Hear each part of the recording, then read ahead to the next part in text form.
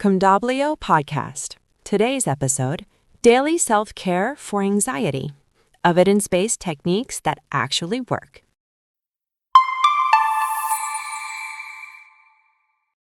Welcome back to the deep dive. If you've ever felt that sudden rush of anxiety, the tight knot in your stomach, it can really feel like some kind of personal failing or this constant battle you're fighting. Oh, absolutely. That feeling of being completely hijacked is, well, it's incredibly common. But what if we kind of shift how we look at it? Shift how? Well, anxiety isn't the enemy. It's actually this deep-rooted survival system built to keep you safe. And the really good news, it's trainable, highly trainable. Okay, I like the sound of that. So our goal today is to cut through the noise, give you a shortcut to understanding this, and replace that overwhelmed feeling with practical tools, small things you can actually do. Micro actions, consistent ones, for feeling better right now and, long term too. Exactly. Let's start with something you can feel immediately. A quick win. If you're able to right now, maybe join us for like a 45-second breathing exercise. Yeah, or just visualize it if you're, say, driving or something. Okay, so gently place one hand on your stomach, just below your ribs. And take a nice, slow breath in through your nose. Feel that air filling up your belly, not just your chest. Count to 4, slowly. Feel your hand rise a bit. Good.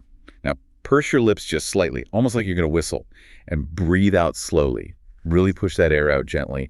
Try to make this exhale noticeably longer. Maybe aim for a count of 7 or 8. Let's try one more. Deep breath in. Feel the belly expand. 1, 2, 3, 4. And a long, slow, controlled exhale, pushing it all out. 5, 6, 7, 8. Okay, so what you just did there, that activated your body's own natural braking system. It's pretty neat, actually. How does it work? Just breathing out longer? Yep. The longer exhale is a direct signal to your nervous system that says, hey, you're safe. You're basically manually flipping the switch from that fight or flight panic mode into the rest and digest calm mode. And knowing how to do that feels crucial, especially when you hear how many people are dealing with this stuff. It's not just a few of us. Yeah. Oh, not at all. It's a huge global thing. I mean, evolutionarily, anxiety makes sense, right? The amygdala fires up, gets us ready for danger. Like a classic saber-toothed tiger example. Exactly. But now, it's sitting in traffic or thinking about a deadline that sets off the same alarm bells. It's kind of a mismatch for modern life. That makes sense. And that's why it's so common. The World Health Organization, they report something like 264 million people dealing with anxiety worldwide. So if you feel this way, you are definitely not alone. Okay, so we need modern fixes for this ancient system. Precisely. So we've got this quick breathing fix for the moment, but what's actually happening inside? Chemically, why is that long exhale so effective? Right, it's all about the vagus nerve. Have you heard of it? Vaguely, it's a nerve runs down your body. Yeah, exactly. It's the longest cranial nerve we have. Yeah. Goes from your brainstem down through your chest into your abdomen. And that deep, controlled breathing, especially the slow exhale, directly stimulates it. It gives it a little nudge. So it's not just about getting more air, it's the way you breathe out, the timing. That's the critical part. Timing is everything. And stimulating the vagus nerve, that triggers a release of, calming chemicals. Yeah. Neurotransmitters. That's what gets released. You get a nice little cocktail, actually. Serotonin, which helps stabilize your mood. You get GABA, which is basically the brain's main slowdown signal. It inhibits nerve activity. Yep. And even oxytocin, the hormone linked to feeling connected and calm. So you're essentially creating calm chemically just by breathing differently. Wow. Okay. But what about those times when anxiety just hits you like a ton of bricks, like 0 to 60 panic? Sometimes breathing feels impossible then. Totally. For those really intense spikes, you need something immediate, like emotional first aid. That's where this idea of CPR for the amygdala comes in. CPR for the amygdala. I like that. What does it involve? It combines that breathing we just talked about with self-soothing touch. Sometimes people call it auto-havening. Basically, physical touch sends really powerful safety signals back to the brain. Interesting. So just like touching your arm or something. It needs to be a bit more intentional than just random fidgeting. And slow. A really good one is crossing your arms over your chest. Okay. And then gently, slowly stroking or patting your shoulders or upper arms, alternating sides, like a slow, gentle rhythm. Ah, okay. I can see how that might feel calming. Another one is just rubbing your palms together briskly for a moment, creating a little warmth. Right. and then placing your warm palms gently over your face or over your heart area. Covering a larger area of skin seems to help. How quickly does that work? Often you'll feel a shift pretty fast, like within 30 to 60 seconds. It just helps anchor you back in your body when your mind is racing. That's really practical. Okay, so that's for the immediate crisis. What about interrupting that constant worry loop, the rumination, when your thoughts just keep spiraling? Yeah, the what if cycle. For that, grounding techniques are fantastic. Grounding, like bringing yourself back to earth. Pretty much. The 5-4-3-2-1 method is kind of the gold standard here. It works because it yanks your attention away from those abstract, scary thoughts and forces it onto your physical senses, right here, right now. And the great thing is you can do it absolutely anywhere. Sitting at your desk, on the bus, even lying in bed at 3 a.m. Okay, walk us through it. How does 5-4-3-2-1 work? Give us some everyday examples. Sure. So you start by noticing and naming 5 things you can see around you. Don't just glance, really look. Like a blue pen on my desk, the pattern on the wall, the light switch? Exactly. Notice the color, the shape. You're forcing your brain to focus on concrete details. Then you shift to 4 things you can physically feel or touch. Okay, my feet on the floor, the texture of my chair, maybe the coolness of the desk under my hand, my watch strap. Perfect. Really tune into the sensation. Next, 3 things you can hear. Listen closely. The hum of my computer, maybe distant traffic, someone talking down the hall. Yep. Even subtle sounds count. Then, 2 things you can smell. This one can be tricky sometimes. Yeah, maybe. Coffee from earlier. Or hand lotion? Could be anything. Even just the smell of the room itself. And finally, 1 thing you can taste. Taste. Like maybe the faint taste of toothpaste. Or just be inside my mouth. Exactly. Could be water residue, mint, anything. Just noticing it. By deliberately stepping through your senses like that, you're pulling your rational brain, the prefrontal cortex, back online. It helps calm down that overactive amygdala alarm. That makes so much sense. You can't really panic about the future if you're focused on the texture of your jeans right now. Precisely. Okay, so those are tools for the heat of the moment.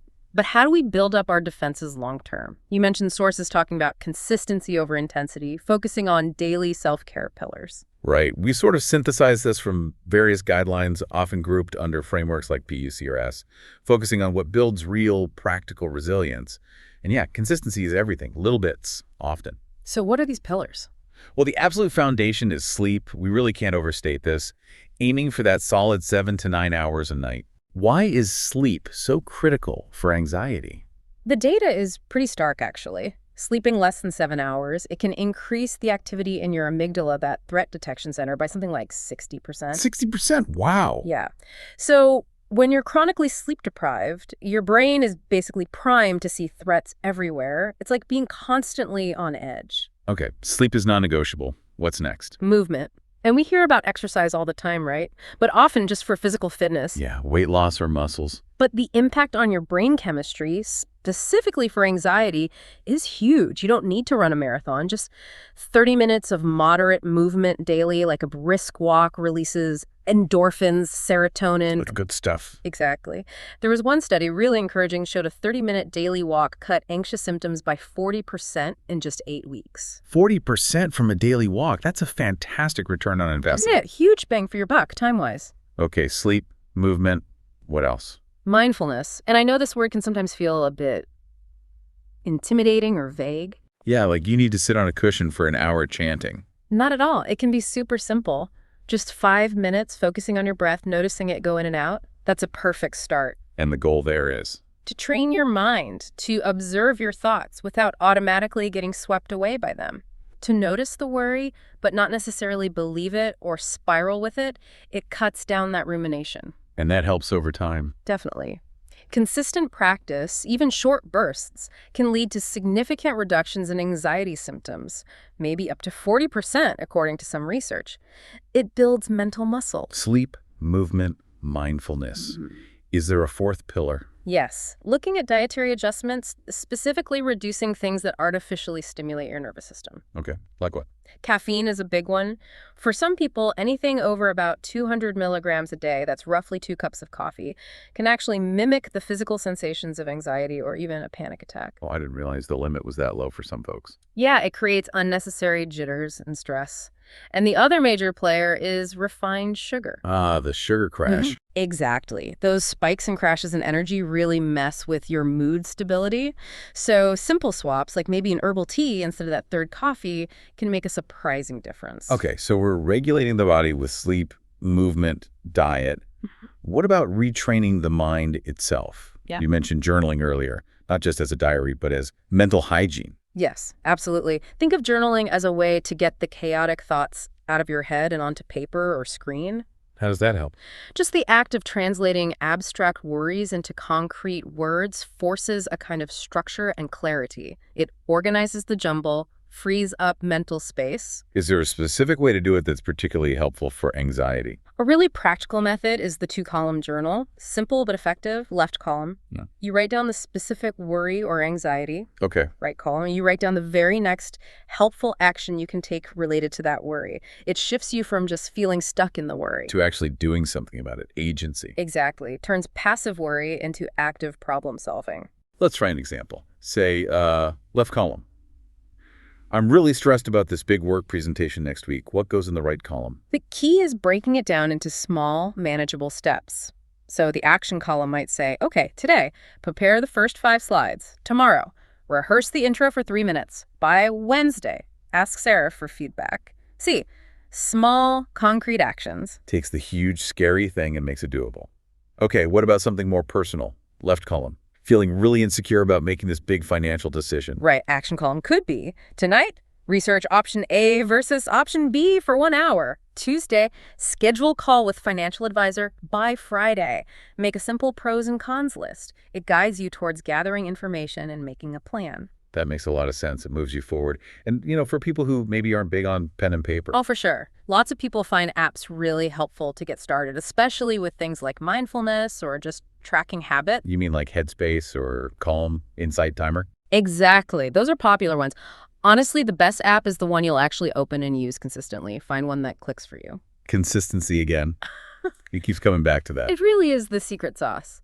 And that leads to probably the most, inspiring part of all this idea of realistic optimism. Realistic optimism, not just wishful thinking. No, not at all. It's about intentionally training your brain to notice the good, to look for solutions, not just dwell on problems. We can actually rewire our attention. How do you train for optimism? That sounds tricky. It can start incredibly small. Yeah. The simplest way is a daily gratitude practice. Takes maybe 5 minutes total. Okay, like what? In the morning, maybe quickly jot down 3 specific things you're genuinely grateful for. It could be tiny things. My coffee. My dog. Perfect. Then during the day, just try to consciously notice little pleasant moments. The taste of that coffee, the feeling of sun on your face, a nice chat with someone. Just noticing. Just noticing. And then at night, maybe write down 3 good things that happened that day. And this is the key part. Briefly note why they happened. What led to that good thing? Why the why? Because it helps you see your own role or recognize positive patterns. Rather than just seeing good things as random luck, it builds that sense of agency again. In doing this consistently, it actually changes your brain. That's what the research suggests. It's neuroplasticity in action. Studies have shown that this kind of regular gratitude practice can improve anxiety symptoms by as much as 25% in just 4 weeks. 25% in a month from just noticing good things. By deliberately shifting your focus, you're strengthening the neural pathways for positive attention. You're literally retraining your brain. That is genuinely hopeful. So Yeah. if people take one thing away today about all these tools. It's that small, consistent steps add up. Big time. Yeah. Don't expect an overnight miracle. Yep. Our sources seem to agree that you really start to feel the solid, lasting benefits after maybe 8 to 12 weeks of sticking with these micro actions. Patience and self-compassion are key. Be gentle with yourself through the process. Okay, so let's recap the absolute core takeaways, the things you can start doing, like right now. Let's do it. 1, when you feel that tension rising, remember your breath. Make that exhale longer than the inhale. Activate your built-in calm button. Simple, powerful. 2, for those sudden anxiety spikes, ground yourself. Use that 5-4-3-2-1 technique. Notice what you see, feel, hear, smell, taste. Anchor yourself in the present. Pulls you out of the spiral. And 3, stack one micro habit, just one to start. Maybe it's 5 minutes of mindful breathing. Maybe it's that 30-minute walk. Maybe it's filling out that 2-column journal for a worry. Pick one small thing and do it daily. Absolutely. And the really encouraging moral of the story here is that these consistent small choices, they genuinely rewrite how you feel tomorrow and the day after. These tools give you back a sense of control. You're not just reacting to anxiety. You're actively training your system for calm. We'd love it if you'd subscribe and maybe share one micro habit you're thinking of trying this week in the comments below. It's always great to hear what resonates. Yeah, definitely. And one last very important point. Please remember, everything we've talked about today is for educational purposes. Right. If your anxiety feels severe, if it's persistent, if it's really getting in the way of your daily life, your work, your studies, your relationships, please reach out for professional support. Talk to a doctor, a psychologist, a psychiatrist. Getting help is probably the most powerful microaction you can take. Absolutely. It's a sign of strength, not weakness. So invest in your calm. Yeah. Thank you so much for diving deep with us today. Yeah, take good care of yourselves out there.